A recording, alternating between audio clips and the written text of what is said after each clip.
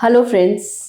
आज मैं आपकी दोस्त होस्ट डॉक्टर अमिता अरोरा आपके साथ जुड़ी हूँ आपको अनदर सेगमेंट ऑफ एलर्जीज में ले जाने के लिए, जिसमें हम बात करेंगे एलर्जिक साइनोसाइटिस की।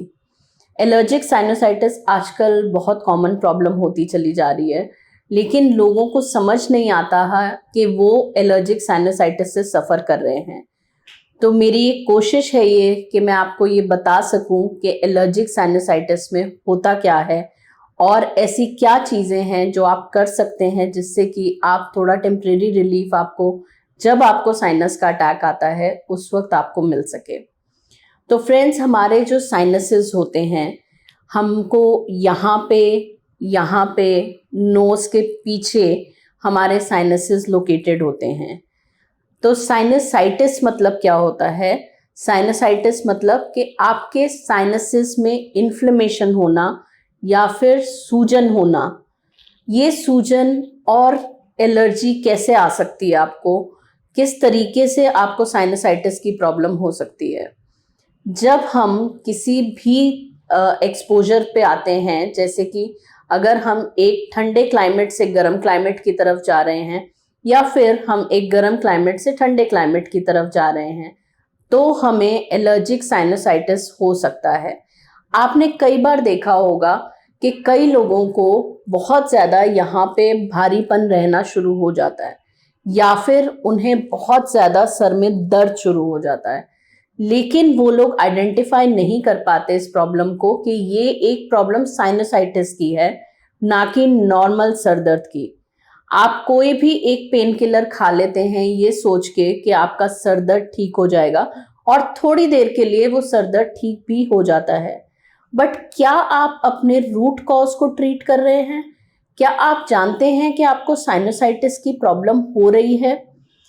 एक बहुत ही कॉमन चीज़ जो साइनोसाइटिस पेन की होती है वो मैं आपको एक्सप्लेन कर देती हूँ। ये जो हमारा नोज ब्रिज होता है और ये होती है हमारी रूट ऑफ नोज। तो जब हमारे नोज ब्रिज पे पेन हो रहा है, हमारे रूट ऑफ नोज में पेन हो रहा है, हमारी आईब्रोज के ऊपर इस जगह पेन हो रहा है या फिर इस जगह पेन हो रहा है, तो ये साइनोसाइटिस के सिम्टम्स हैं। साइनसाइटिस में आपको नेजल ब्लॉकेज हो सकती है, स्टफीनेस हो सकती है, आप नाक से सांस लेने में दिक्कत महसूस कर सकते हैं। जब आप ब्लो भी कर रहे हैं तो आपको कोई भी डिस्चार्ज नहीं आता या बहुत ही छोटी सी क्वांटिटी में डिस्चार्ज निकल के आता है। और कई बार तो एलर्जिक साइनसाइटिस के साथ साथ आपको एलर्जिक राइनाइटिस भी हो जाता है, यानी छींके आना, नाक से पानी निकलना। इन प्रॉब्लम्स को भी देखा गया है। तो ये जो प्रॉब्लम है, जो कंबाइंड प्रॉब्लम है, वो कहलाती है एलर्जिक राइनोसाइनोसाइटिस। तो दो प्रॉब्लम्स भी आपको इकट्ठे फेस करनी पड़ सकती हैं। तो ये जो एलर्जीज होती हैं, चाहे वो क्लाइमेट की वजह से हो, चाहे वो किसी भी चीज़ को खाने से हो।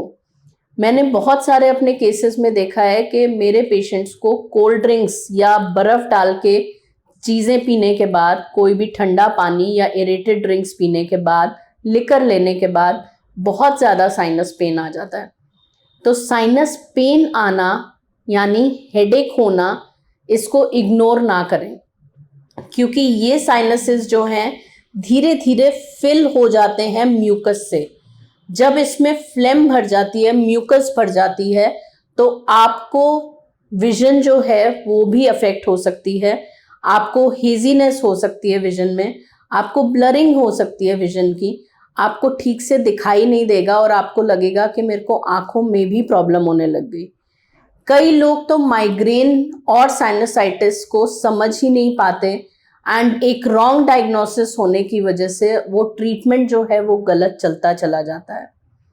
रात के टाइम पे साइनसेस बहुत ज़्यादा तंग करते हैं, क्योंकि जब हम लाइन डाउन पोजीशन में होते हैं, एक सुपाइन पोजीशन में होते हैं, तो हमारा नेजल कैविटी जो है वो और ज़्यादा म्यूकस से फिल होती रहती है because of post nasal drip. Post nasal drip क्या होती है? जब हमारे नाक में जो फ्लेम इकट्ठी हुई है, जो म्यूकस इकट्ठा हुआ है, वो धीरे धीरे करके पीछे से ड्रिप होना शुरू हो जाता है हमारे गले में, और गले में जाके यहाँ पे वो इकट्ठा हो जाता है और हमें लगता है कि हमारे गले में चोकिंग सेंसेशन हो रही है, हम सफोकेटिव फील करने लग जाते हैं, हमसे कई बार सांस भी प्रॉपरली नहीं ली जाती। तो आपको फ्रेंड्स उस टाइम पे क्या करने की ज़रूरत है, एक बहुत सिंपल तरीका मैं बता रही हूँ, क्योंकि जब तक आप अपने डॉक्टर तक पहुँचते हैं एटलीस्ट आप प्लेन वाटर की स्टीम लेना शुरू करें। मैं आपको सबसे सेफ तरीका बता रही हूँ साइनसाइटिस से रिलीफ पाने के लिए। अगर आपको बहुत ज़्यादा पेन हो रहा है आपके टेम्पल्स में, आपके ये फ्रंटल एरिया पे, आईब्राउज के ऊपर, आपके इस मैक्सिलरी रीजन में, यहाँ पे पूरा आपको फेशियल पेन आ रहा है, तो आप थोड़ा स्टीम लेना शुरू करें। स्टीम किस तरीके से लेनी है, अगर तो आपके पास स्टीमर है तो बहुत अच्छी बात है, नहीं तो कोई भी आप एक ओपन वेसल जिसमें आप पानी डाल के गैस पे गर्म कर सकते हैं, उसको बहुत तेज गर्म कर लें, but you have to be careful because आपको स्टीम लेनी है। तो हॉट वाटर से बहुत केयरफुल रहिएगा, बर्न्स ना हो किसी भी तरीके से।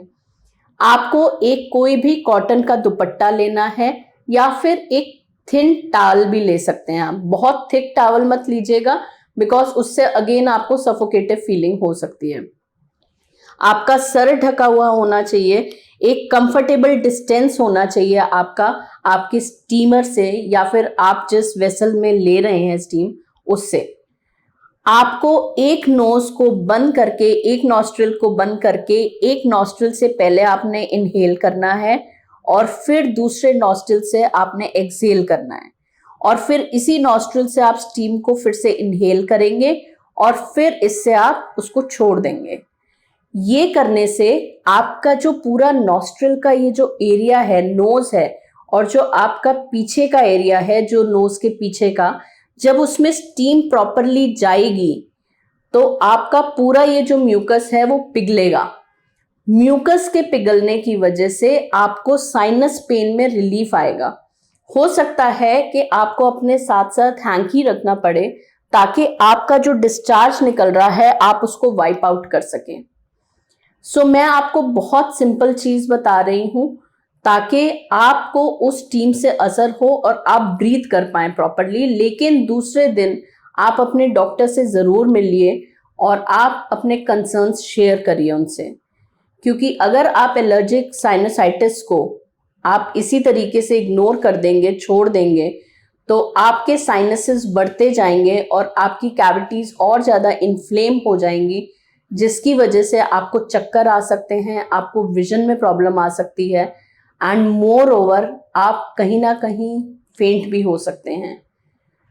तो ये चीज़ें आपको ध्यान रखनी बहुत ज़रूरी है फ्रेंड्स कि एलर्जिक साइनसाइटिस किसी भी वजह से हो सकता है।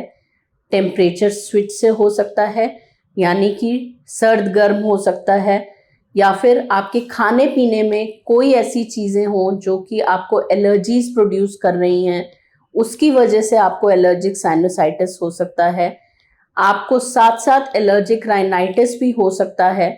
तो be careful what you are doing और कोशिश करें कि एकदम ठंडे पानी से मुंह ना धोएं, क्योंकि जब आप ठंडे पानी से मुंह धोएंगे तो जैसे ही वाटर आपके फेस पे स्प्लैश करेगा तो भी आपको साइनसिस की प्रॉब्लम हो सकती है।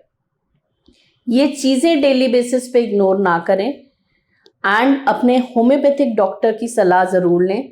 होम्योपैथी में एलर्जिक साइनसाइटिस का बहुत ही सेफ ट्रीटमेंट है।